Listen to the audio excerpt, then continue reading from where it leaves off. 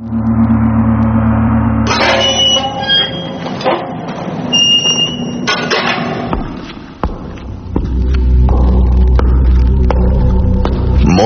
জেলের এক নিভৃত সেলে বসে এই কাহিনী শুনেছিলাম। বলেছিল একজন দ্বীপান্তরের আসামি, তারই জীবন কথা। লোকটার বয়স হবে 35, শুকনো দোহারা দেহ, বেশ লম্বা, কি এক অদৃশ্য বোঝার ভারে একটু ঝুঁকে পড়া, গাঢ় তামাটে রঙের মুখের রেখায় রেখায় ঠেকে যাওয়া আর ঠকে যাওয়া জীবনের প্রচুর ইতিহাস লেখা। আমি ফৌজদারি আদালতের আইনজীবী, ক্রিমিনাল কেসে নাম আছে অল্প বিস্তর। লোকটা তার জানা একজনকে দিয়ে আমাকে ডেকে পাঠিয়েছিল, মামলার আগে নয়, রায় বেরোবার পর। তার মামলার বিশদ খবর আমি রাখিনি, তবে শুনেছিলাম এমন বিচিত্র কেস এ মহকুমায় আর একটিও আসেনি। মনে মনে একটু কৌতূহল ছিল, তাই জেলের মধ্যে গিয়ে দেখা করলাম। লোকটা এ তল্লাটের নয়, কি জাত তাও জানি না। পরনে জীর্ণ কালো রঙের চুড়িদার পাজামা আর কালো ওয়েস্টকোট, মাথায় ঝাঁকড়া চুল আর মুখে গোঁপদাড়ি, হাত পায়ের পেশিগুলো গোটা গোটা শক্ত। সবচেয়ে অদ্ভুত তার চোখ দুটো থেকে থেকে মশালের মতো তপ করে জ্বলে উঠে নিভে যায়, আর সেই চোখে মাঝে মাঝে স্থির দৃষ্টিতে চেয়ে থাকে, কিন্তু কিছুই দেখে না যেন, অথবা অশরীরী কিছু লক্ষ্য করে। সেই সময় লোকটার দিকে তাকালে গা ছমছম করে ওঠে। তার সেলের সামনে গিয়ে যখন দাঁড়ালাম, হাতে পায়ে ডান্ডা বেড়ি ঝমঝম আওয়াজ করতে করতে সে তখন ছোট্ট সেলটার মধ্যেই অশান্তভাবে ঘুরে বেড়াচ্ছে। জেলার বলল, তোমার ব্যারিস্টার বাবু এসেছেন। লোকটা মশাল জ্বালা চোখে আমার দিকে এক দৃষ্টে তাকিয়ে রইল কিছুক্ষণ, তারপর হেসে সহজভাবে বলল, ভেতরে আসুন কর্তা। জেলার সেল খুলে দিল।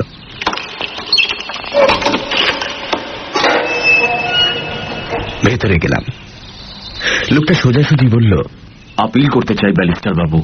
খুনের চার্জ তোমার বিরুদ্ধে। সাজা মকুব হবে বলে মনে হয় না। সাজা বদল তো হতে পারে। মানে? কালাপানির বদলে ফাঁসি তো হতে পারে। আপনি আমার ফাঁসির জন্য আপিল করে দিন ব্যারিস্টার বাবু। কিছুক্ষণ থ হয়ে রইলাম। এ কেমন মানুষ, যেচে ফাঁসির দড়ি গলায় পড়তে চাইছে? কয়েদি মানে একটু অপ্রকৃতিস্থ হয়, কিন্তু এই লোকটা আগাগোড়াই অপ্রকৃতিস্থ নাকি? না জীবনের প্রতি বীতস্পৃহ? লোকটা ঝমঝমিয়ে একেবারে আমার সামনে এসে বলল, আমি জানি কর্তা, ও হাকিমরা আপনার কথা শোনে। আপনি আমার হয়ে আপিল করে দিলে ও ঠিক ফাঁসি হয়ে যাবে। কালাপানি গিয়েও তো কত লোকে ফিরে আসে, তুমি ফাঁসি চাইছো কেন? কেমন অসহিষ্ণু গলায় লোকটা বলে উঠল, সে তো ঢের দেরি কর্তা। যাবার সময় বলেছিলাম আমিও জলদি যাচ্ছি। আমার কথার খেলাপ হয়ে যাচ্ছে হুজুর। সে ভাবছে রূপলালটা বেঈমান। তার মশাল চোখ দপ করে জ্বলে উঠল, আর দেখতে দেখতে নিভে গেল। তারপর সেই বর্ণহীন চোখের স্থির দৃষ্টিতে তাকিয়ে রইল দেওয়ালের দিকে, যেন অশরীরী কাউকে দেখছে। গাটা আমার ছমছম করে উঠল। তবু বললাম, কে তোমায় বেঈমান ভাবছে? কার কথা বলছো? আস্তে আস্তে সহজ হয়ে এলো সে। তারপর বলল, গোড়া থেকেই বলি, শুনুন তবে। সেদিন সেই অদ্ভুত কয়েদির মুখে আরো অদ্ভুত যে কাহিনী শুনেছিলাম, সেটা অপ্রাকৃত কি অলৌকিক না একান্তই আজগুবি, তা আপনারাই বিচার করুন। আমি শুধু রূপলালের সেই আশ্চর্য কাহিনী শুনিয়ে যাচ্ছি।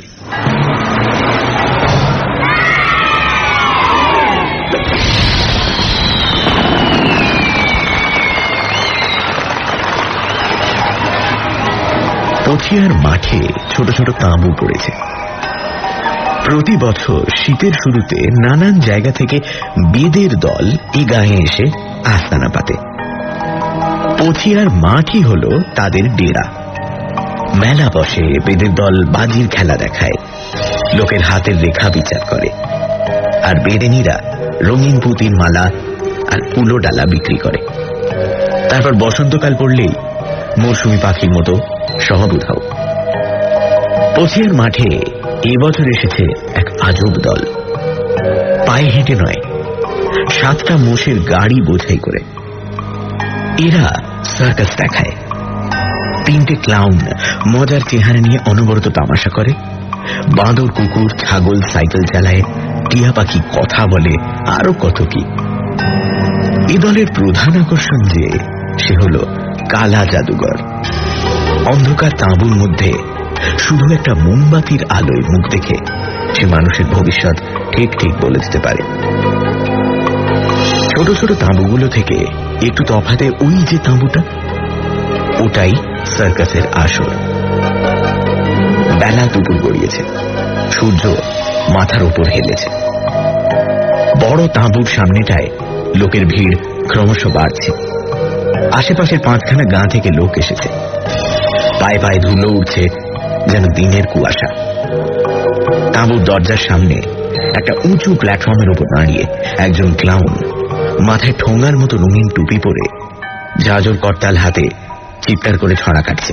এসো ভাই, দেখে যাও, হাজার মজা লুটে নাও। 2 আনাতে দেখবে খাসা ক্যা মজাদার রং তামাশা। আর 2 আনা ফেললে পরে কালা জাদুঘরের ঘরে। জাদুতে ভাই জানতে পাবে, রাজা হবে না ফকির হবে, রাজা হবে না ফকির হবে, রাজা হবে না ফকির হবে।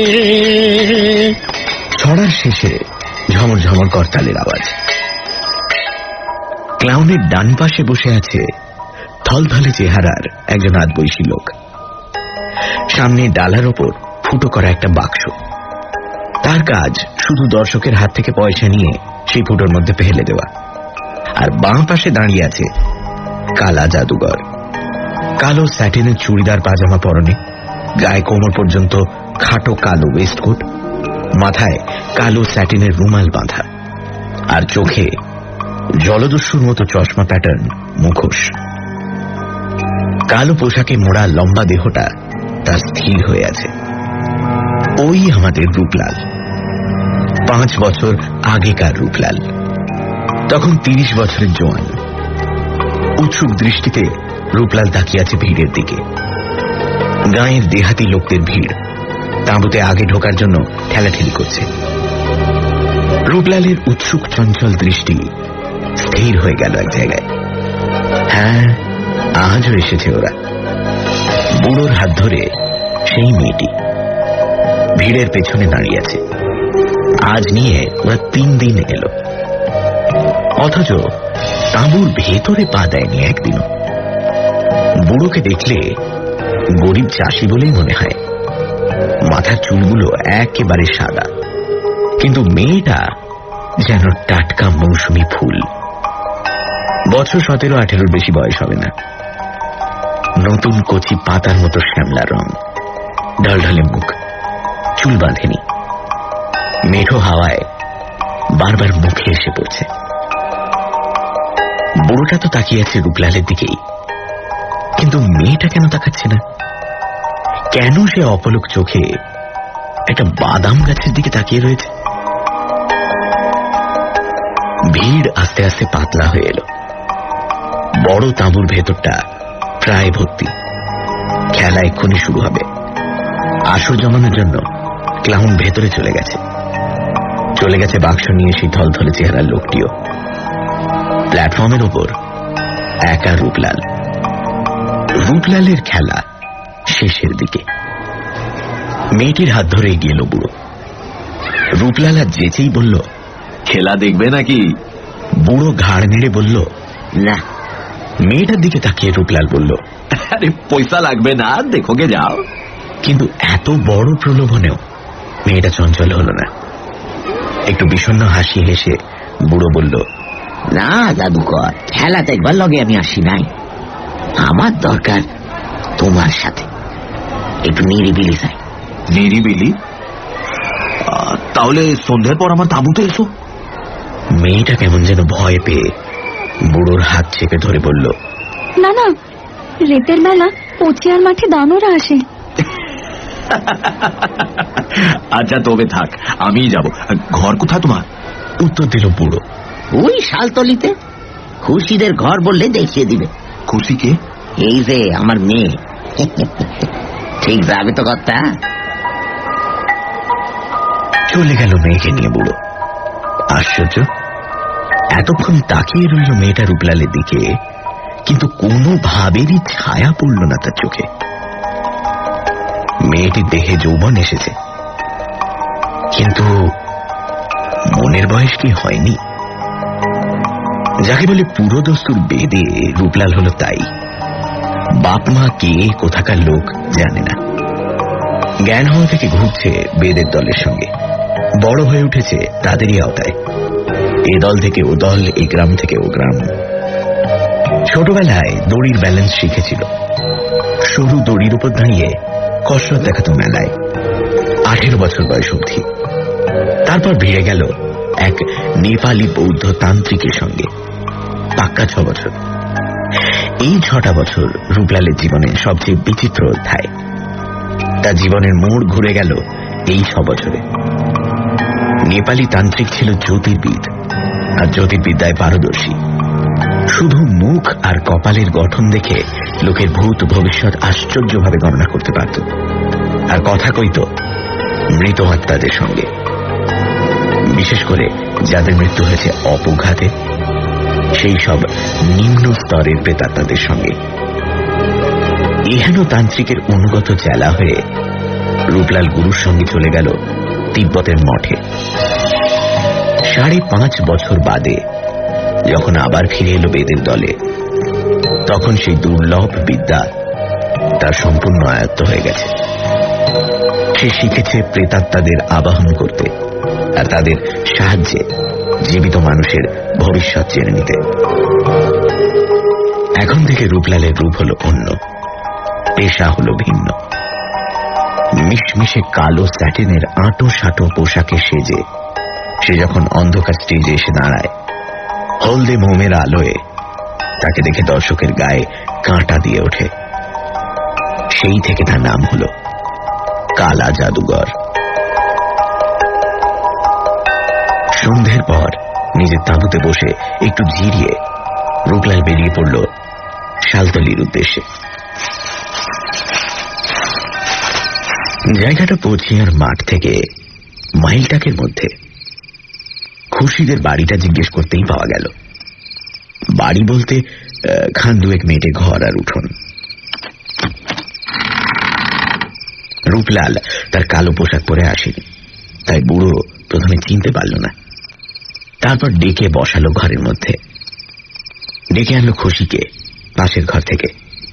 বলল, এই এর লগেই তোমায় কষ্ট দেওয়া জাদুকর। মেয়েটার কপালে কি লেখা আছে ভালো করে দেখে বলে দাও। আচ্ছা, এই ব্যাপার। তা কাল তোমার মেয়েকে তাঁবুর মধ্যে নিয়ে গেলেই তো পারতে। সাদা মাথা নেড়ে বুড়ো বলল, না জাদুঘর, ওখানে ভয় খুশি ভড়কে যেত। তুমি ঘরেই দেখে দাও, তোমার পাওনা আমি ডবল দেব। ঘরের কোণে কাঠের পিল সুজে একটা প্রদীপ জ্বলছিল। পকেট থেকে হলদে মোমবাতি বের করে প্রদীপ থেকে জেলে নিল রূপলাল, আর ফুঁ দিয়ে নিভিয়ে দিল প্রদীপটা। তারপর এসে বসল খুশির মুখোমুখি। হলদে মোমের আলো খুশির মুখের উপর ফেলতেই চমকে উঠল রূপলাল। ডাগর ডাগর 2 চোখের তারায় মনই নেই, আলোহীন ভাষাহীন বোবা 2 চোখ। খুশি তাহলে এতক্ষণে বুঝল রূপলাল। সার্কাসের তাঁবুর সামনে তার দিকে তাকিয়েও ওই চোখ দুটো কেন তার সঙ্গে কথা বলেনি। রূপলাল প্রশ্ন করল, খুশির চোখ এমন হয়েছে কদিন থেকে মনে? জন্ম থেকে। তাই তো পোড়া কপালির কপালে লেখনটা জানতে চাইছি কর্তা। হাতখান দেখা খুশি। রূপর ছুরি পরা একখানা হাত অসংকোচে এগিয়ে এলো রূপলালের দিকে। আর রূপলালেরও একখানা হাত আপনা থেকেই তুলে নিল এক মুঠো তুলোর মতো সেই নরম হাতখানিকে। কয়েক মুহূর্ত তারপরে খুশির হাতখানা ছেড়ে দিয়ে বলল, আমি হাত দেখি না, মুখ দেখে বলি। মশাল জ্বলা দুই চোখের দৃষ্টি খুশির মুখের উপর কেন্দ্রীভূত করে রূপলাল চেয়ে রইল, আর স্পষ্ট দুর্বোধ্য ভাষায় তন্ত্রের মন্ত্র আওড়াতে লাগল।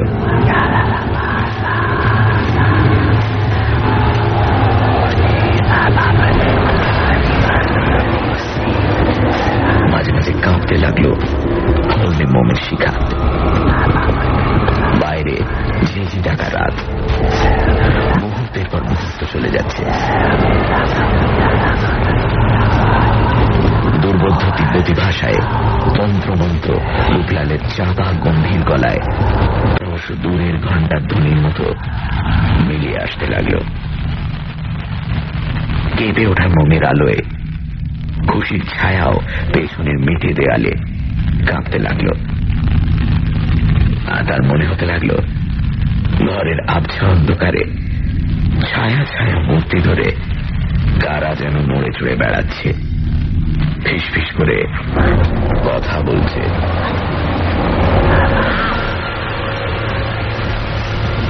স্থির হয়ে বসে আছে খুশি, দৃষ্টিহীন দুই চোখ মেলে। মোমবাতির হলদে আলোয় মুখখানা তার অসম্ভব ফ্যাকাশে দেখাচ্ছে। এই শীতের রাতেও কপালে জমেছে বিন্দু বিন্দু ঘাম।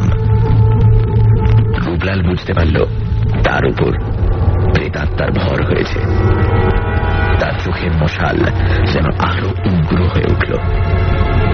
সেই উগ্র চোখের দৃষ্টি খুশির ফ্যাকাশে চোখের উপর কেন্দ্র করে রূপলাল তার শেষ মন্ত্রোচ্চারণ করল।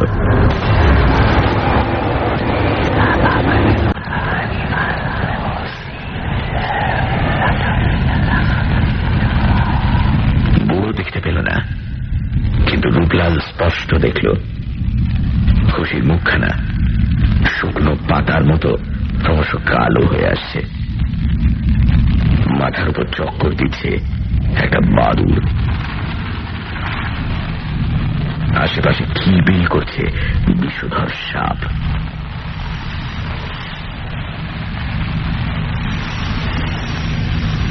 সেই ছবি দেখতে দেখতে অস্থির হয়ে উঠল রূপলাল। তার চোখের মশাল আস্তে আস্তে নিভে এলো। এ কি দেখল সে? এই যে অমঙ্গল, ভয়ানক অমঙ্গলের লক্ষণ। সে তো স্বপ্নেও ভাবতে পারেনি যে খুশির মতো সুন্দর সরল পবিত্র মেয়ের ভবিষ্যৎ জীবনে এমন বিশ্রী অমঙ্গল, এমন মর্মান্তিক দুঃখ লুকিয়ে পেতে আছে। অস্থির হয়ে রূপলাল পকেট থেকে ধূপের মতো একটা পদার্থ বার করে জ্বালিয়ে দিল। সুগন্ধি ধোঁয়া কুণ্ডলি পাকিয়ে উঠতে লাগলো। সেই ধোঁয়ায় অশরীরী প্রেতাত্মার দল ঘর থেকে একে একে বিদায় নিল।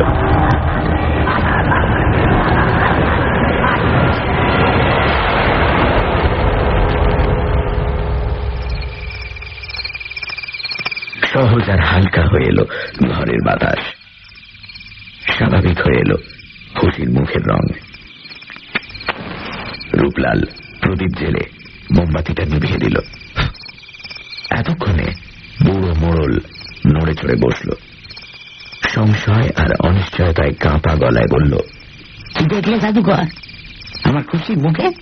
তোমার কালা জাদুবিদ্যের দিব্যি, সত্যি কথা বলো। কিন্তু সত্যি কথাটা রূপলাল বলতে পারেনি। বলতে শুধু মুখেই বাঁধেনি, মনেও বেঁধেছিল। বলেছিল সে উল্টো কথা। হাসি মুখেই রূপলাল বলেছিল, ভালোই দেখলাম মোড়ল, মেয়ে তোমার সুখী হবে, খুব সুখী হবে। দুঃখের আঁচড়টি ওর গায়ে লাগবে না। যদি যদি কি? খুশির ঢলঢলে মুখের দিকে তাকালো রূপলাল। ঠিক হলো নাকের রূপর নাকছাবি ঠিক করছে। দেখতে পায় না, তবু বোবা চোখ মেলে তাকিয়ে আছে রূপলালের দিকে। বড় মায়া, বড় মমতা হলো রূপলালের। বলল, যদি কেউ ওকে জীবন ভোর আগলে রাখে। ভারী কথা বললে। কে আগলে রাখবে গো সারা জীবন? কানি মেয়েকে কে নেবে? নেবে বলছি, আর সময় হলে ঠিক নেবে, আদর করে নেবে। সত্যি বলছো জাদুঘর? মিথ্যে বলে লাভ। বুড়োর মুখখানা জল জল করে উঠল, আর অকারণে আঁচল দিয়ে মুখখানা ঘষে ঘষে লাল করে তুলল, না লাল মুখখানার রং মোছবার চেষ্টা করতে লাগলো, একমাত্র খুশিই জানে। যাবার সময় বুড়োর ট্যাঙ্ক থেকে একটা গোটা টাকাই বার করে দিল। এসে ফিরিয়ে দিয়ে রূপলাল বলল, এখন থাক, আবার পাওনা আমি চেঁচিয়ে নেব। খুশি, চলি। হ্যাঁ, ছোট্ট জবাব এলো। এসো জাদুঘর। উঠোন অব্দি এগিয়ে দিল খুশি। যাবার আগে রূপলাল বলল, আমাকে তোমার ভয় লাগে না খুশি? আমি ভূত নামাই, দানো নামাই।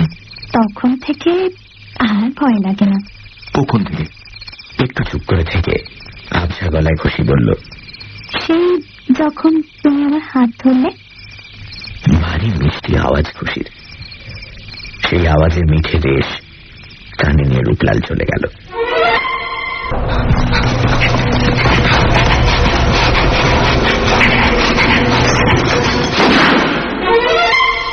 সানডে সাসপেন্স, শুধুমাত্র রেডিও মির্চি 98.3 FM এ।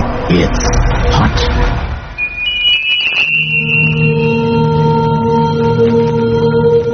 সানডে সাসপেন্সে আজ প্রণব রায়ের লেখা আসল নকল। সার্কাসের কালা জাদুকরের কাছে একদিন এক বৃদ্ধ আসেন তার অন্ধ মেয়ে খুশিকে নিয়ে। তিনি চান জাদুকর তার মেয়ের ভবিষ্যৎ বলে দিক। কালা জাদুর বিদ্যায় খুশির ভবিষ্যৎ দেখতে পায় জাদুকর। দেখে খুশির ভবিষ্যতে ভয়ানক অমঙ্গলের লক্ষণ। তারপর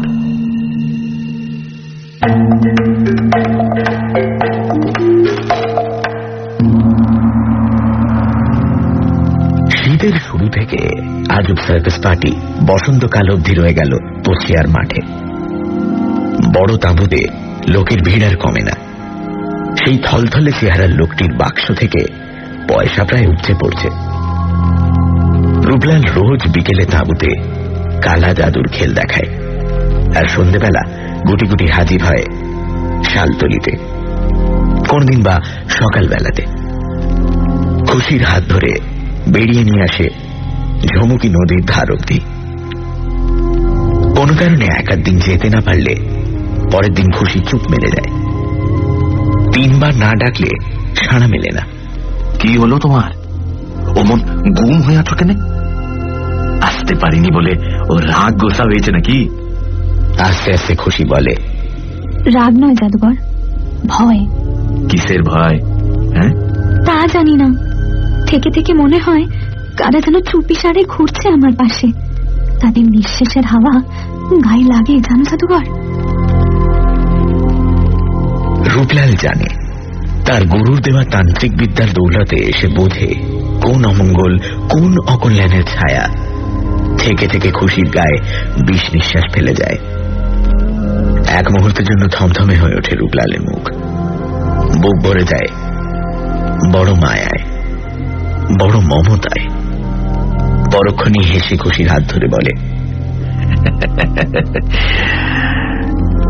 এবার ভয় লাগছে? খুশির ঢলঢলে শ্যামলা মুখখানি নিশ্চিন্ত নির্ভরতায় প্রসন্ন হয়ে ওঠে। ঝিকিমিকি করে ঠোঁটের কোণে হাসি। বলে, না জাদুঘর, তুমি কাছে থাকলে, তুমি ছুঁয়ে থাকলে আর ভয় করে না। একটু চুপ করে থেকে রূপলাল বলে, তবে তো মুশকিল হলো খুশি। আমি তো বেদে মানুষ, হুট করে দোলের সঙ্গে কবে ভেসে পড়বো কে জানে। তখন কি হবে? হ্যাঁ? উত্তরে খুশি রূপলালের হাতটা জোরে চেপে ধরে। প্রশ্নটা রূপলাল যেন খুশিকে করে না, করেন নিজেকেই, কিন্তু উত্তর আর মিলে না। তারপর ফাল্গুনের শেষে চৈত্রের গোড়ায় পচিয়ার মাঠ থেকে তাঁবু তোলা শুরু হয়। 7-7টা মোষের গাড়ি বোঝাই হয়ে ধুলোয় ধুলোয় পচে আর মাঠ অন্ধকার করে আবার চলতে শুরু করে। সে গাড়িতে সবাই ছিল, ছিল না শুধু রূপলাল। রূপলাল রয়ে গেল সেই শালতলিতেই। বুড়ো মোড়ল প্রথমে বিশ্বাস করতে চায়নি। জন্ম কানি মেয়েকে কেউ জেনে শুনে বিয়ে করতে চায় নাকি? কিন্তু রূপলাল যখন নাছোড়, তখন আনন্দে কেঁদে ফেলল বুড়ো। বলল, তুমি আমায় বাঁচালে জাদুঘর। আমার আর কতদিন বলো? পোড়া কপালি ভাবনায় রেতে আমার ঘুম ছিল না, মরতে সুখ ছিল না। অবাক হয়ে গেল শালতলির লোকেরা। কানি মেয়ে খুশির বিয়ে, যার তার সঙ্গে নয়, সার্কাস পার্টির কালো জাদুঘরের সঙ্গে। বাসর রাতে খুশি চুপি চুপি বলল, আমার লেগে তুমি এ কি করলে জাদুকর? এখনো তুমি আমায় জাদুঘর বলেই ডাকবে? তুমি জাদুকরই তো, সেই প্রথম দিন থেকে আমায় শুদ্ধ জাদু করে চলেছ। রূপলাল পরম আদরে রূপর নাকছাবি পরা টিকলো নাকটি নেড়ে দিল। তারপরের বছরই বুড়ো মোড়ল মারা গেল। বেদেও ঘর বাঁধল। সে ঘর 2-10 দিনের নয়, চিরদিনের। জীবনটা যে এমন ভাবে হঠাৎ মোড় ঘুরে যাবে, রূপলাল কি তা জানত? রূপলাল কি ভেবেছিল ত্রিসংসারে যার কেউ নেই, এই শালতলিতে তার সবচেয়ে আপনজন চুকে যাবে? আর খুশিও কি কোনোদিন স্বপ্ন দেখেছিল সারাটা জীবন তাকে কেউ আগলে রাখবে? শালতলির বসন্তকাল কখন যে দুটি মন রাঙিয়ে দিল তা কেউ জানে না। রূপলাল খুশিও জানে না। খুশির মন থেকে ভয়ের ছায়া ধুয়ে মুছে গেছে, আর রূপলালও ভুলে গেছে খুশির অশুভ ভবিষ্যতের ইঙ্গিত। ঠিক এই সময়ে নিতাইয়ের সঙ্গে দেখা। ঝুমকির ধারে বসেছিল ওরা, একেবারে পাড় ঘেঁষে একটা বাবলা গাছের তলায়। বেলা তখন ঢলছে। ওপারের হিজল বনের আড়াল থেকে কে যেন মুঠো মুঠো সোনার আবির ছুঁড়ে এপারের সাথে হোলি খেলছে। রূপলাল আর খুশি যেন জেগে জেগে স্বপ্ন দেখছিল। স্বপ্নটা ভেঙে গেল একটা মিঠো গলার সুরেলা আওয়াজে। আওয়াজটা দূর থেকেই আসছে। রূপলাল তাকিয়ে দেখল ডিঙি বেয়ে একটা মানুষ এপারের দিকে আসছে, আর গলা ছেড়ে গান ধরেছে। কি জ্বালা হায় রে কি জ্বালা, গলাতে জড়িয়ে গেল বন ফুলের মালা, হায় রে কি জ্বালা। ডিঙিটা কাছাকাছি আসতে রূপলাল দেখল পাতলা পানা একটা ছোকরা ডিঙি বাইছে। বয়সে তার চেয়ে 2-4 বছরের ছোটই হবে। নিকষ কালো চেহারা, মুখখানা যেন পোটোর হাতে গড়া। ঝাঁকড়া বাবরি চুলগুলো হাওয়ায় উঠছে। হালকা গেরুয়া রঙের খাটো ধুতি সরু মাজায় আঁট করে বাঁধা, গায়ে সেই রঙেরই ফতুয়া। একটা আশ্বাওড়া ঝোপের পাশে ডিঙিখানা বাঁধল সে। তারপর বাবলা তলায় চোখ পড়তেই গানটা তার থেমে গেল। শুধু গান থেমে গেল না, লোকটা নড়াচড়া, এমনকি নিঃশ্বাসটুকুও যেন থেমে গেল। খুশি হঠাৎই চঞ্চল হয়ে বলে উঠল, চলো ঘরে যাই। কেন বলতে কি? এ যেন প্যাট প্যাট করে তাকিয়ে আছে। অবাক হয়ে গেল রূপলাল অন্ধ খুশির কথা শুনে। সত্যি তো, লোকটা এদিকেই তাকিয়ে আছে। পথে ঘাটে তাকায় তো কতজন, কই খুশি তো টের পায় না। আজ টের পেল কেন? আর ওকে যে টের পাওয়ালো সে লোকটাই বা কে? খুশি রূপলালের হাতে নাড়া দিয়ে বলল, ওঠো ওঠো। কিন্তু ওরা উঠে যাওয়ার আগেই ডিঙির লোকটা একেবারে কাছাকাছি এগিয়ে এসেছে। হাসি মুখে বলল, আরে কালা জাদুকর না? রূপলাল জবাব দেওয়ার আগেই লোকটা নিজেই ঘাড় নেড়ে বলল, চিনতে আমার ভুল হয়নি, গেল শীতে বাদামতলার মেলায় দেখেছিলাম, আমি নিতাই গুণিন। গুণিন? রূপলালের মনে হলো গুণিন না হয়ে কবিয়াল হলেই নিতাইকে মানাতো ভালো। চোখ দুটো তার সদাই হাসছে। রূপলাল বলল, কিসের গুণিন? তা বলতে পারেন সাপে কাটলে আমি ঝাড়ফুঁক করি, বাতের ব্যথা আরাম করি, বাঁজা মেয়ে ছেলেকে ওষুধ দিই, আর কোনো কাজ না থাকলে ঝুমুর গিয়ে বেড়াই। গলা খুলে হেসে উঠল নিতাই। নিতাইয়ের চোখ দুটো শুধু হাসে না, সে নিজেও এমন হাসে যে বোঝা যায় মানুষটা দিলদরিয়া, একটু খ্যাপাটেও বটে। মজা লাগলো রূপলালের। হাসি থামিয়ে নিতাই জিজ্ঞেস করল, সঙ্গে ওটি কে ওস্তাদ? আমার পরিবার। মোড়ল বুড়োর মেয়ে খুশি না? তা বেশ, তা বেশ। গলা ছেড়ে আবার হেসে উঠল নিতাই। রূপলালের হাতে টান দিয়ে অসহিষ্ণু গলায় খুশি বলল, কি হলো, ঘরে চলো। তা বলছি ঘর কোথায় ওস্তাদ? শালতলিতে? নিতাই প্রশ্ন করল। কিন্তু শালতলিতে তোমায় তো আগে দেখিনি। খুশিকে চেনো নাকি? তা চিনি বই কি ওস্তাদ, হাসিকেও চিনি, খুশিকেও চিনি, জীবনটাই যে হাসি খুশির মেলা গো। হাতে আবার টান পড়তেই রূপলাল দেখল উল্টো পথে খুশি দুপা এগিয়ে গেছে। পিছু নিল সে। বাবলাতলায় দাঁড়িয়ে নিতাই চেয়ে রইল সেই দিকে। তারপর আচমকা গলা ছেড়ে গান ধরল, বলো সই কানে এমন হয়েছে মন উচাটো, বুঝিল বশীকরণ জানে চিকন কালা, হলো এ কি জ্বালা, হায় রে এ কি জ্বালা। 2 দিন বাদে একদিন দুপুরে উঠোনের বেড়ার ওপার থেকে ডাক শোনা গেল, ওস্তাদ, বলি ও ওস্তাদ, ঘরে আছো নাকি? ঘরেই ছিল রূপলাল।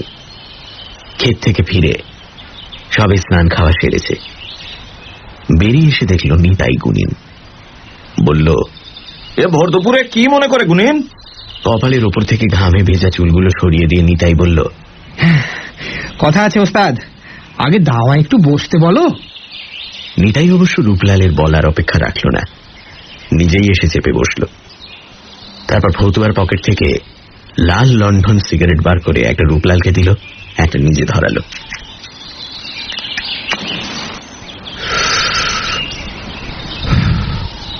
কিছুক্ষণ ধোঁয়া ছেড়ে তারপর আসার কারণটা বলল, আমি জানি ওস্তাদ, কালা জাদুবিদ্যায় তুমি কত বড় গুণী। ওস্তাদ, তোমার ওই মহাবিদ্যাটা আমাকে শেখাতে হবে।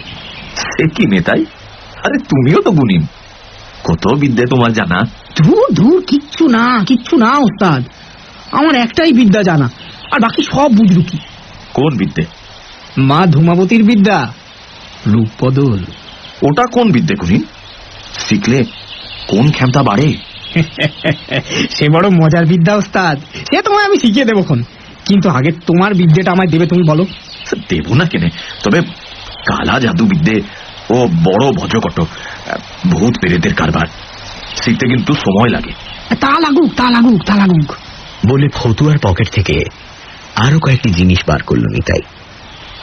একটা নতুন ছোট কলকে, সিকি তোলা গাঁজা, লাল সুতো 1 গজ, 5টা কড়ি আর 5টা টাকা। জিনিসগুলো রূপলালের পায়ের কাছে রেখে দিয়ে নিতাই বলল, ওস্তাদ, আজ থেকে আমাকে সাগরেদ করে নাও। আজ নয়, পরশু অমাবস্যে, সে দিন থেকে। ঠিক বলছো? ঠিক। বাবা ভূতনাথের দিব্যি? বাবা ভূতনাথের দিব্যি। ও চাপা একটা আনন্দে নিতাইয়ের চোখ মুখ হেসে উঠল। পোড়া সিগারেটের টুকরো টান মেরে ফেলে নিতাই মনের আনন্দে গেয়ে উঠল, আরে গাজনের বাদ্যি বাজে বাজে কাশি ঢোল রে, গাজনের বাদ্যি বাজে বাজে বাঁশি ঢোল রে, মনে রে বোম ভোলানাথ বল রে, মনে রে বোম। এক ঘটি জল ফরমাস করো না ওস্তাদ, তেষ্টায় ছাতি ফেটে যাচ্ছে। ঘরের দিকে চেয়ে রূপলাল বলল, 1 ঘটি জল দিস তো খুশি। খানিক পরে কপাটের শিকলটা নড়ে উঠল। তারপরেই মাজা কাঁসার ঘটিতে জল নিয়ে খুশি দাওয়ায় পা দিল। তড়াক করে উঠে গেল নিতাই, হাত বাড়িয়ে নিতে গেল জলের ঘটিটা। আঙুলে আঙুলে একটু ছোঁয়া, অমনি খুশির হাত থেকে জলের ঘটিটা খসে পড়ল। নিতাই বলে উঠল, আহা হা হা হা, তেষ্টার জলটা অমন করে পড়ে গেল গো। থাক থাক, আর কষ্ট করতে হবে না, থাক। খুশি আস্তে আস্তে ফিরে গেল। একটা অজানা আতঙ্কে তার মুখে ছায়া নেমেছে, হাতখানা কাঁপছে। নিতাইয়ের আঙুল নয়, যেন একটা সাপের গা ছুঁয়ে ফেলেছে খুশি। নিতাই আর দেরি করল না। আছি গো ওস্তাদ, পরশুদিন আসবো বলে সেও পা বাড়ালো। পেছন থেকে রূপলাল বলে দিল, সন্ধ্যের পর মনসাপোতার শ্মশান তলিতে যেও, আমিও যাব। ঘরে গিয়ে রূপলাল দেখল খুশি চুপ করে বসে আছে, পাঁশুটে মুখে ভয়ের ছায়া। রূপলাল তার গায়ে হাত দিয়ে বলল, কি হলো খুশি, ওমন থমথমা হয়ে রইলি কেনে? আস্তে আস্তে খুশির মুখ থেকে পাঁশুটে রংটা মিলিয়ে গেল। বলল, অনেকদিন বাদে কেন যেন গাটা চমচম করছিল। এক মুহূর্তের জন্য রূপলালের বুকটা ছ্যাঁত করে উঠল। তারপরেই হেসে বলল, আরে ভয় কি, আমি তো আছি। স্বামীর হাঁটুতে গাল রেখে খুশি বলল, হ্যাঁ গা, ওই লোকটাকে তুমি কালা বিদ্যে শেখাবে? নাই শেখালে, ও কিন্তু ভালো নয়। আরে দিব্যি করে ফেলেছি যে, ছোঁড়াটা খেপাটে, তবে খারাপ লয়। কৃষ্ণপক্ষের ভরা চতুর্দশী রাত, দুয়ারে খুটখুট শব্দ হলো। ভেতর থেকে খুশি বলল, কে? চাপা গলায় আওয়াজ হলো, আমি। দরজা খুলে খুশি বলল, কে, জাদুঘরে রে? না গো, না গো, আমি নিতাই। খুশি যেন একটা ধাক্কা খেল। দরজার কপাটটা সজোরে আঁকড়ে ধরে বলল, তুমি এখানে কেন? জাদুঘর তো মঞ্চপত্র শ্মশানতলিতে রয়েছে, সেখানে যাও। বলছি, এক ঘটি ঠান্ডা জল হবে, বড় তেষ্টা। এ কেমন তোর কথা বাপু, দিনে রেতে যখন তখন তেষ্টা? গলা ছেড়ে হেসে উঠল নিতাই। তারপর হঠাৎ হাসি থামিয়ে চাপা গলায় বলল, ঠিক ধরেছ, দিনে রেতে সব সময়ই আমার তেষ্টা। জোড়া ভুরু কুচকে খুশি বলল, তা আমার কাছে ছাড়া কি আর কোথাও জল নেই? না গো খুশি, আমার তেষ্টার জল তুমি ছাড়া আর কারোর কাছে নেই। নিতাইয়ের কথাগুলো কেমন লালা জড়ানো। খুশি দরজাটা বন্ধ করে দিতে গেল, তার আগেই নিতাই খপ করে একখানা নরম হাত ধরে ফেলল। বলল, জীবনটাই হাসি খুশির মেলা গো, জাদুকর তোমায় কি দিয়েছে? আমি তোমায় অনেক দেব, অনেক সুখ। তুমি আমার হও খুশি, তুমি আমার হও। খুশির সর্বাঙ্গ তখন থরথর করে কাঁপছে। তার মনে হতে লাগলো কতগুলো সাপ কিলবিল করে তার গা বেয়ে উঠছে। মাথার উপর চক্কর দিচ্ছে বিশ্রী একটা বাদুড়। তার পাখা ঝাঁকানোর হাওয়া মুখে লাগছে। ভয়ে চিৎকার করে উঠেই ঢলে পড়ল খুশি।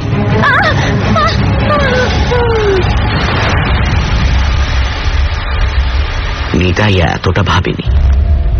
সে আর দাঁড়ালো না, ছুটে বাইরের অন্ধকারে মিশে গেল।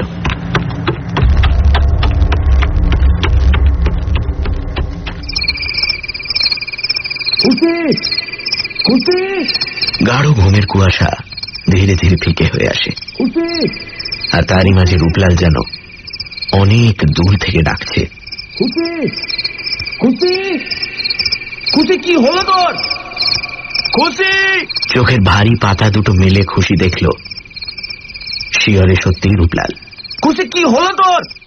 খুশি! স্বামীর বুকে মুখ রেখে হু হু করে কেঁদে ফেলল সে।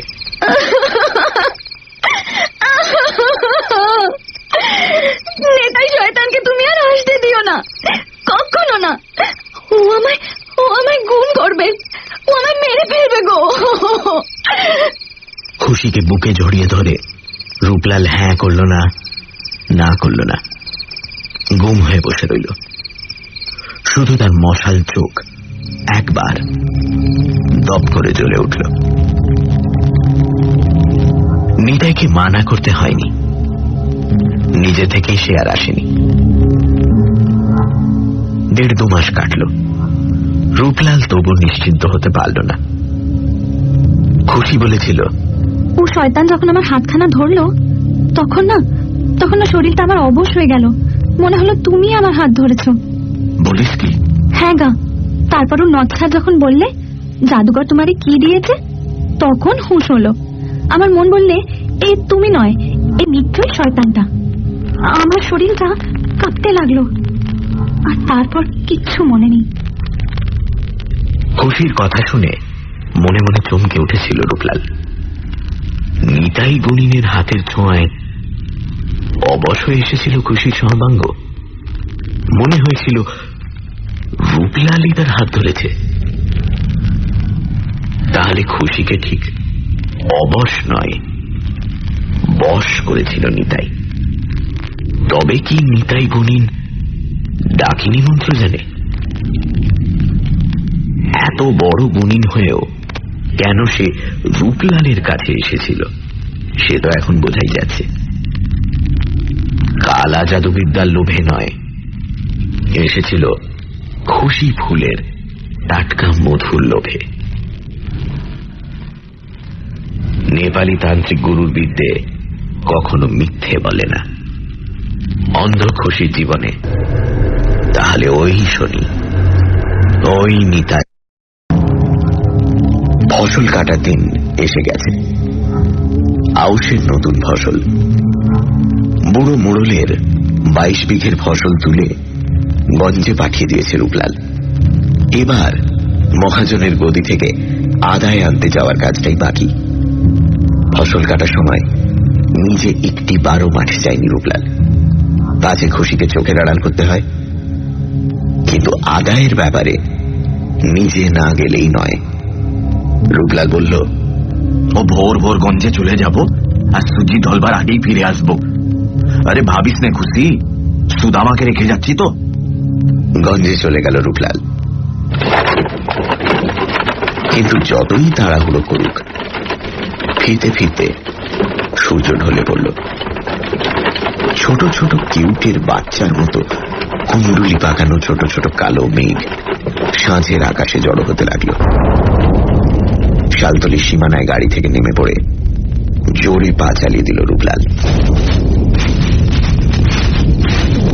বলদের গাড়ি বড় ধিকিয়ে চলে। খানিক দূরে এগোতেই তারই ক্ষেতের মুনিশ সুদামার সঙ্গে দেখা। অন্ধকার নেমেছে বলেই বোধহয় সুদামা তাকে দেখেনি, কিন্তু রূপলালের বিরক্তির সীমা রইল না। চেঁচিয়ে ডাকল, এই সুদামা, ঘরের মানুষটাকে একা রেখে চলে যাচ্ছিস? বারে। সুদামা যেন একটু ঘাবড়ে গেল, বলল, হাই দেখো, তুমি ঘরে ঢুকলে তাই তো আমি চলে এলাম কর্তা। রূপলালের মুখটা হাঁ হয়ে গেল, বলল, আমি ঘরে ঢুকলাম? ঢুকলে না? এই তো কতক্ষণ আগে ঢুকলে তো, নিজের চোখে প্রত্যক্ষ করলুম। মাথার উপর গুড়গুড় করে মেঘ ডেকে উঠল। গুড়গুড় করে উঠল রূপলালের বুক। আর কোনো কথা না বলেই সে ছুটল ঘরের অভিমুখে। তার সঙ্গে পাল্লা দিয়ে বাতাসও হঠাৎ ছুটতে লাগলো হু হু করে।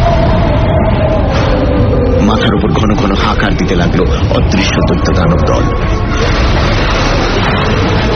কালো কালো অসংখ্য মেঘ বাদুড়ের দল আকাশে পাখা ঝাপটাচ্ছে।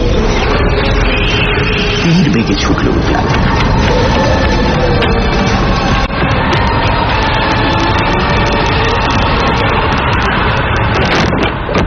এক ধাক্কায় উঠোনের আগরটা ঠেলে দাওয়ায় পা দিয়েই থমকে থেমে গেল। ঘরের কপাট বন্ধ। ভেতর থেকে আওয়াজ আসছে, তোমায় বাসি না তো আর কাকে বাসি গো? সত্যি সত্যি সত্যি সত্যি। তুমি কি আমার মন বোঝো না? থেকে থেকে শুধাও কেন? মাথাটা ঘুরতে লাগলো রূপলালের। দুটো গলার একটা গলা সে চেনে, খুশির। কিন্তু পুরুষের গলাটা যে তার নিজের, হুবহু তার গলার আওয়াজ, তারই বলার ভঙ্গি। কপাটের আড়ালে কে? কপাটে ধাক্কা দিতে গিয়েও হাতখানা সরিয়ে নিল রূপলাল। তারপর পা টিপে টিপে নেমে গেল উঠোনে বাতাবি লেবুর গাছটার পাশে। সামনেই আধখোলা জানলা, ভেতরে পিদিম জ্বলছে। জানলায় উঁকি দিয়ে রূপলাল পাথর হয়ে গেল। দেখল বিছানার উপর দু হাতে খুশিকে জড়িয়ে ধরে শুয়ে আছে আরেকটা রূপলাল, যেন রূপলালেরই যমজ ভাই। বাজ পড়া তাল গাছের মতোই কিছুক্ষণ দাঁড়িয়ে রইল রূপলাল। তার আর বুঝতে বাকি রইল না ওকে। জানে নিতাই গুণিন ডাকিনী মন্ত্র নিশ্চয়ই জানে। ডাকিনী মন্ত্র ছাড়া রূপ বদল করা যায় না। নিতাই বুঝেছিল রূপলাল ছাড়া খুশি আর কারণ নয়, আর কারোর হতে পারে না। খুশি তার ভালোবাসা দিয়ে শুধু রূপলালকেই লতার মতো জড়িয়ে আছে। কিন্তু নিতাইয়ের লোভ তবু যায়নি। পাপের গর্ত থেকে তার লালসা লুকিয়ে হাত বাড়িয়েছে খুশির দিকে। ডাকিনী বিদ্যায় সিদ্ধহস্ত নিতাই তাই আজ রূপলালের রূপ ধরে খুশিকে ভোগ করতে এসেছে। দপ করে জ্বলে উঠল রূপলালের দুই মশাল চোখ। দেখতে দেখতে শক্ত হয়ে উঠল তার দেহের পেশিগুলো। আবার ঘুরে গিয়ে সে দরজার কপাটে ঘা মারল। ভেতরে আর একটা রূপলাল সতর্ক হয়ে উঠল। কপাটে আবার ঘা, সঙ্গে সঙ্গে চিৎকার, খুশি খুশি। ভেতরে চমকে উঠল খুশি, বলল, হ্যাঁ, বাইরে তোমারই গলা কেন? ওকে জাদুঘর। কপাটে আবার ধাক্কা, আরো জোরে রূপলালের গলা শোনা গেল, ঘর খুশি, ও তোর ঘরে শয়তান ঢুকেছে, ও নিতাই। ধড়ফড় করে উঠে বসলো খুশি, আলু থালু হয়ে বলল, ও কি বলছে জাদুঘর, শুনছো? দ্বিতীয় রূপলালের মুখ চোখ তখনও লালসা জড়ানো। ঘন নিঃশ্বাসে প্রথম রিপুর উত্তাপ। খুশিকে কাছে টানবার চেষ্টা করে সে সেই একই গলায় বলল, মিছে বলছে খুশি, আমি রূপলাল, রূপলাল তোর কাছে রয়েছি, বাইরে ওটা নিতাই শয়তান। বাইরের রূপলাল কপাটে আরো জোরে ধাক্কা দিল, আরো আরো আরো জোরে। পুরনো কাঠের আগুন সইতে পারল না, মন দিয়ে ভেঙে গেল। দুহাট হয়ে গেল দুটো কপাট, আর ঝড়ের মতো ঘরে পা দিয়ে বাইরের রূপলাল চিৎকার করে উঠল, কার কোলে শুয়ে আছিস খুশি? ও তো নিতাই গুণিন। দ্বিতীয় রূপলাল ঠিক তেমনই গলায় বলে উঠল, ওর কথায় বিশ্বাস করিস না খুশি, ও নিতাই, আমি রূপলাল। দোরগোড়া থেকে প্রথম রূপলাল বলল, শয়তান গুণিন তোকে গুণ করেছে খুশি। আরে আমি রূপলাল, আমাকে চিনতে পারছিস নাই? হেসে উঠল দ্বিতীয় রূপলাল, হুবহু রূপলালের মতোই হাসি। হাসতে হাসতেই বলল, মিছে কথা খুশি, মিছে কথা। এই দেখ আমার হাত মুখ, না তুই দেখ না। খুশির একখানা হাত নিয়ে নিজের মুখে ছোঁয়াতে লাগলো দ্বিতীয় রূপলাল। দোটানায় পড়ে অন্ধ খুশি কেঁদে উঠল, সত্যি করে বলো না গো, কোনটা আসল জাদুঘর? কামের নেশা, বড় নেশা। দুহাত দিয়ে খুশিকে বুকে সাপটে ধরে মুখের ওপর মুখ রেখে দ্বিতীয় রূপলাল বলল, আমি আমি আমি আমি আমি আমি আমি জাদুঘর, আমি রূপলাল খুশি। আর স্থির থাকতে পারল না প্রথম রূপলাল।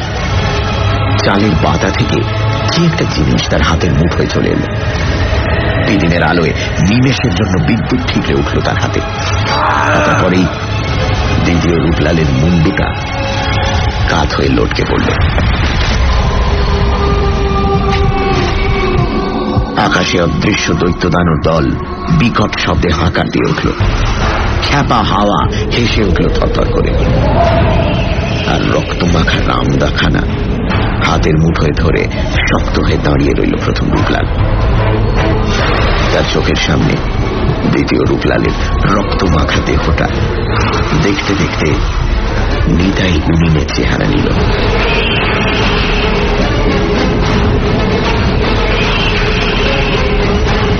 খুশি যেন এতক্ষণ বোবা হয়ে গিয়েছিল। ভয়ে আতঙ্কে হঠাৎ চিৎকার করে উঠেই ঢলে পড়ল।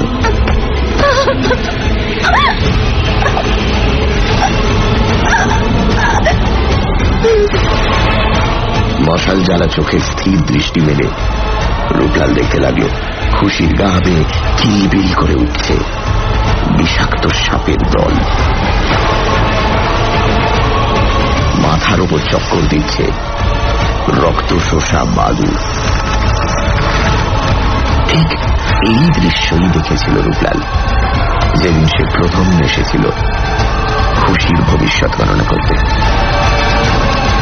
নেপালি তান্ত্রিকের দেওয়া বিদ্যা মিথ্যে বলে না। হাতের অস্ত্রটা ফেলে আস্তে আস্তে খুশির কাছে এগিয়ে গেল রূপলাল। নাকের নিচে হাত রেখে দেখল নিঃশ্বাস পড়ছে না। দুই চোখের মশাল আস্তে আস্তে নিভে এলো। খুশির মরা মুখের ওপর টস টস করে পড়ল দুপুর। ভিড় ক্রমশ বাড়ছে। আশেপাশের 5খানা গাঁ থেকে লোক এসেছে। পায়ে পায়ে ধুলো উঠছে যেন দিনের কুয়াশা। তাঁবুর দরজার সামনে একটা উঁচু প্ল্যাটফর্মের উপর দাঁড়িয়ে একজন ক্লাউন মাথায় ঠোঙার মতো রঙিন টুপি পরে ঝাঁঝর করতাল হাতে চিৎকার করে ছড়া কাটছে। এসো ভাই দেখে যাও, হাজার মজা লুটে নাও, 2 আনাতে দেখবে খাসা ক্যা মজাদার রং তামাশা, আর 2 আনা ফেললে পরে কালা জাদুঘরের ঘরে, জাদুতে ভাই জানতে পাবে রাজা হবে না ফকির হবে, রাজা হবে না ফকির হবে, রাজা হবে না ফকির হবে। ছড়ার শেষে ঝমর ঝমর করতালের আওয়াজ। ক্লাউনের ডান পাশে বসে আছে থলথলে চেহারার একজন আদবয়সী লোক। সামনে ডালার ওপর ফুটো করা একটা বাক্স। তার কাজ শুধু দর্শকের হাত থেকে পয়সা নিয়ে সেই ফুটোর মধ্যে ফেলে দেওয়া। আর বাঁ পাশে দাঁড়িয়ে আছে কালা জাদুঘর। কালো স্যাটিনের চুড়িদার পাজামা পরনে, গায়ে কোমর পর্যন্ত খাটো কালো ওয়েস্টকোট, মাথায় কালো স্যাটিনের রুমাল বাঁধা, আর চোখে জলদস্যুর মতো চশমা প্যাটার্ন মুখোশ। কালো পোশাকে মোড়া লম্বা দেহটা তার স্থির হয়ে আছে। ওই আমাদের রূপলাল, 5 বছর আগেকার রূপলাল। তখন 30 বছরের জোয়ান। উৎসুক দৃষ্টিতে রূপলাল তাকিয়ে আছে ভিড়ের দিকে। গাঁয়ের দেহাতি লোকদের ভিড় তাঁবুতে আগে ঢোকার জন্য ঠেলাঠেলি করছে। রূপলালের উৎসুক চঞ্চল দৃষ্টি স্থির হয়ে গেল এক জায়গায়। হ্যাঁ, আজও এসেছে ওরা। বুড়োর হাত ধরে সেই মেয়েটি ভিড়ের পেছনে দাঁড়িয়ে আছে। আজ নিয়ে ওরা 3 দিন এলো, অথচ তাঁবুর ভেতরে পা দেয়নি একদিনও। বুড়োকে দেখলে গরিব চাষি বলেই মনে হয়। মাথার চুলগুলো একেবারে সাদা, কিন্তু মেয়েটা যেন টাটকা মৌসুমি ফুল। বছর 17-18 বেশি বয়স হবে না। নতুন কচি পাতার মতো শ্যামলা রং, ঢলঢলে মুখ, চুল বাঁধেনি। মেঠো হাওয়ায় বারবার মুখে এসে পড়ছে। বুড়োটা তো তাকিয়ে আছে রূপলালের দিকেই, কিন্তু মেয়েটা কেন তাকাচ্ছে না? কেন সে অপলক চোখে একটা বাদাম গাছের দিকে তাকিয়ে রয়েছে? ভিড় আস্তে আস্তে পাতলা হয়ে এলো। বড় তাঁবুর ভেতরটা প্রায় ভর্তি। খেলা এক্ষুনি শুরু হবে। আসর জমানোর জন্য ক্লাউন ভেতরে চলে গেছে বাক্স নিয়ে সেই থলথলে চেহারার লোকটিও। প্ল্যাটফর্মের ওপর একা রূপলাল। রূপলালের খেলা শেষের দিকে। মেয়েটির হাত ধরে এগিয়ে এলো বুড়ো। রূপলাল আর যেতেই বলল, খেলা দেখবে নাকি? বুড়ো ঘাড় নেড়ে বলল, না। মেয়েটার দিকে তাকিয়ে রূপলাল বলল, আরে পয়সা লাগবে না, দেখোগে যাও। কিন্তু এত বড় প্রলোভনেও মেয়েটা চঞ্চল হলো না। একটু বিষণ্ণ হাসি হেসে বুড়ো বলল, না জাদুকর, খেলা দেখবার লগে আমি আসি নাই। আমার দরকার তোমার সাথে একটু নিরিবিলি যাই, নিরিবিলি? তাহলে সন্ধ্যের পর আমার তাঁবুতে এসো। মেয়েটা কেমন যেন ভয় পেয়ে বুড়োর হাত চেপে ধরে বলল, না না, রেতের বেলা পচিয়ার মাঠে দানরা আসে। আচ্ছা তবে থাক, আমি যাব। ঘর কোথায় তোমার? উত্তর দিল বুড়ো, ওই শালতলিতে। খুশিদের ঘর বললে দেখিয়ে দিবে। খুশিকে? এই যে আমার মেয়ে। ঠিক যাবে তো কথা? চোখে আমার দিকে এক দৃষ্টি তাকিয়ে রইল কিছুক্ষণ, তারপর হেসে সহজভাবে বলল, ভেতরে আসুন কর্তা। জেলার সেল খুলে দিল।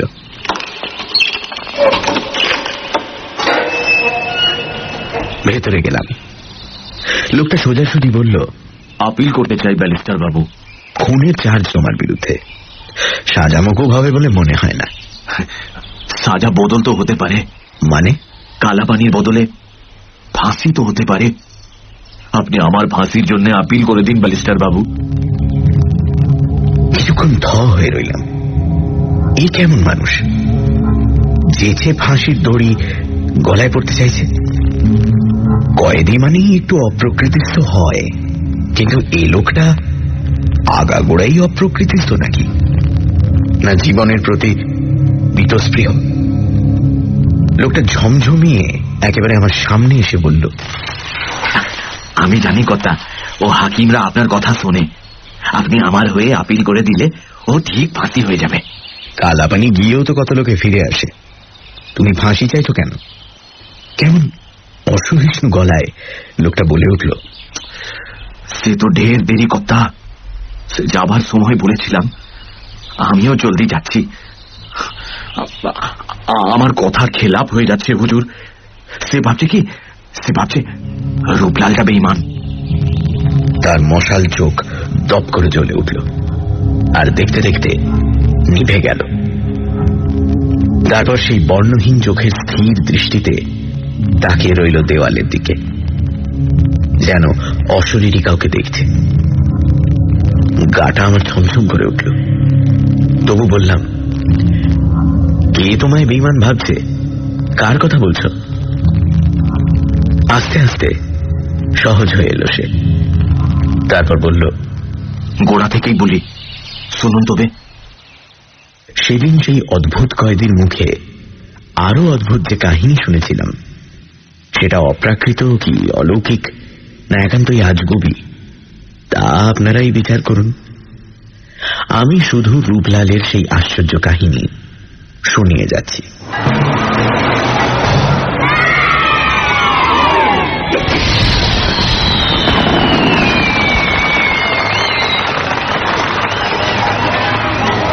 পচিয়ার মাঠে ছোট ছোট তাঁবু পড়েছে। প্রতি বছর শীতের শুরুতে নানান জায়গা থেকে বেদের দল এই গায়ে এসে আস্তানা পাতে। পচিয়ার মাঠই হল তাদের ডেরা। মেলা বসে, বেদের দল বাজির খেলা দেখায়, লোকের হাতের রেখা বিচার করে, আর বেদেনীরা রঙিন পুঁতির মালা আর কুলো ডালা বিক্রি করে। তারপর বসন্তকাল পড়লেই মৌসুমী পাখির মতো সব উধাও। পচিয়ার মাঠে এবছর এসেছে এক আজব দল। পায়ে হেঁটে নয়, 7টা মোষের গাড়ি বোঝাই করে। এরা সার্কাস দেখায়। 3টে ক্লাউন মজার চেহারা নিয়ে অনবরত তামাশা করে। বাঁদর, কুকুর, ছাগল সাইকেল চালায়, টিয়া পাখি কথা বলে, আরো কত কি। এ দলের প্রধান আকর্ষণ যে সে হল কালা জাদুঘর। অন্ধকার তাঁবুর মধ্যে শুধু একটা মোমবাতির আলোয় মুখ দেখে সে মানুষের ভবিষ্যৎ ঠিক ঠিক বলে দিতে পারে।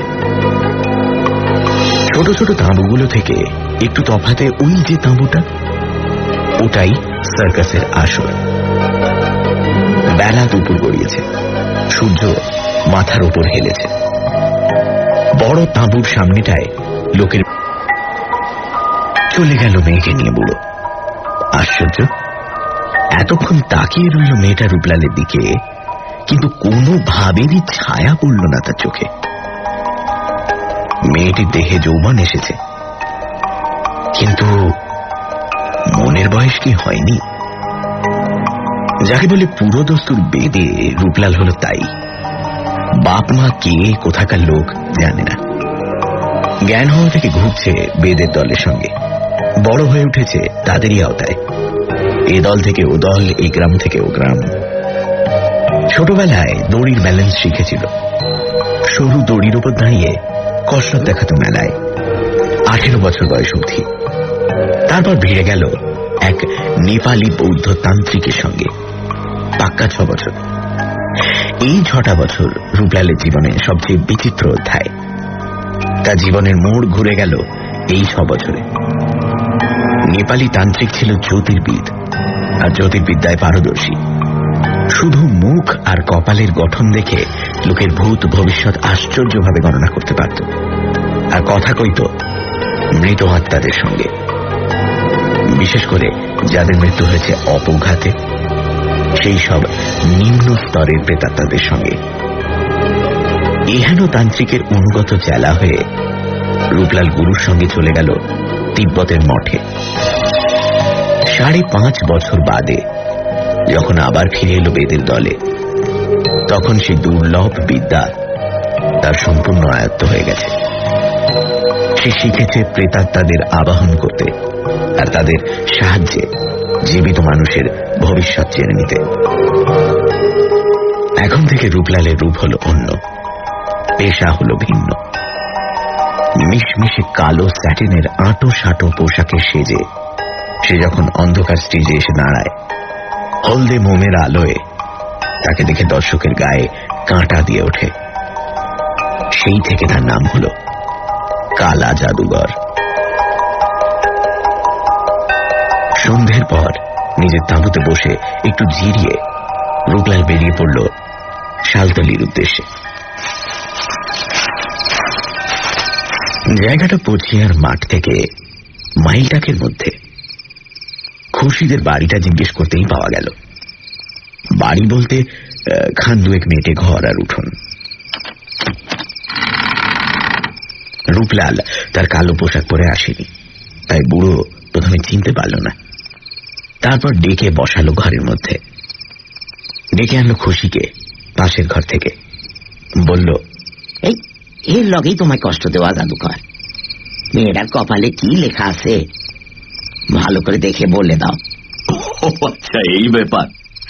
তা কাল তোমার মেয়েকে তাঁবুর মধ্যে নিয়ে গেলেই তো পারতে। সাদা মাথা নেড়ে বুড়ো বলল, না জাদুঘর, ওখানে ভয় খুশি ভড়কে যেত। তুমি ঘরেই দেখে নাও, তোমার পাওনা আমি ডবল দেব। ঘরের কোণে কাঠের বিল সুজে একটা প্রদীপ জ্বলছিল। পকেট থেকে হলদে মোমবাতি বের করে প্রদীপ থেকে জেলে নিল রূপলাল, আর ফোঁ দিয়ে নিভিয়ে দিল প্রদীপটা। তারপর এসে বসল খুশির মুখোমুখি। হলদে মোমের আলো খুশির মুখের উপর ফেলতেই চমকে উঠল রূপলাল। ডাগর ডাগর 2 চোখের তারায় মনই নেই, আলোহীন ভাষাহীন বোবা 2 চোখ। খুশি তাহলে এতক্ষণে বুঝল রূপলাল। সার্কাসের তাঁবুর সামনে তার দিকে তাকিয়েও ওই চোখ দুটো কেন তার সঙ্গে কথা বলেন। রূপলাল প্রশ্ন করল, খুশির চোখ এমন হয়েছে কতদিন থেকে বড়? জন্ম থেকে। তাই তো পোড়া কপালির কপালে লেখনটা জানতে চাইছি কর্তা। হাতখান দেখা খুশি। রূপর ছুরি পড়া একখানা হাত অসংকোচে এগিয়ে এলো রূপলালের দিকে, আর রূপলালেরও একখানা হাত আপনা থেকেই তুলে নিল এক মুঠো তুলোর মতো সেই নরম হাতখানিকে। কয়েক মুহূর্ত, তারপরে খুশির হাতখানা ছেড়ে দিয়ে বলল, আমি হাত দেখি না, মুখ দেখে বলি। মশাল জ্বলা 2 চোখের দৃষ্টি খুশির মুখের উপর কেন্দ্রীভূত করে রূপলাল চেয়ে রইল, আর স্পষ্ট দুর্বোধ্য ভাষায় তন্ত্রের মন্ত্র আওড়াতে লাগল।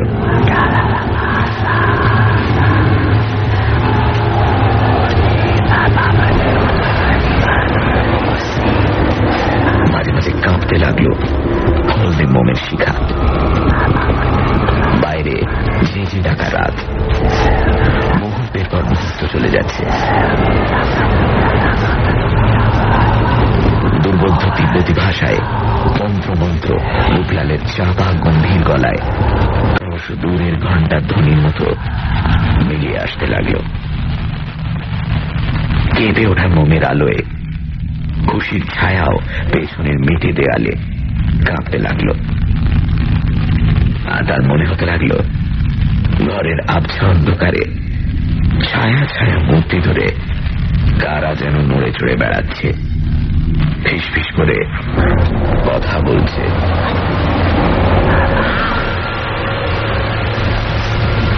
স্থির হয়ে বসে আছে খুশি, দৃষ্টিহীন দুই চোখ মেলে। মোমবাতির হলদে আলোয় মুখখানা তার অসম্ভব ফ্যাকাশে দেখাচ্ছে। এই শীতের রাতেও কপালে জমেছে বিন্দু বিন্দু ঘাম। রূপলাল বুঝতে পারল তার উপর প্রেতাত্মার ভর হয়েছে। তার চোখের মশাল যেন আরো উগ্র হয়ে উঠল। সেই উগ্র চোখের দৃষ্টি খুশির ফ্যাকাশে চোখের উপর কেন্দ্র করে রূপলাল তার শেষ মন্ত্রোচ্চারণ করল।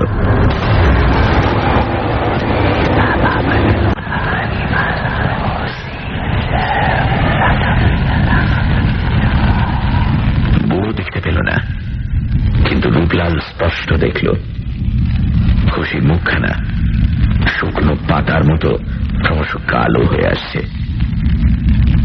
মাথার উপর চক্কর দিচ্ছে একটা বাদুড়। আশেপাশে কিলবিল করছে বিষধর সাপ।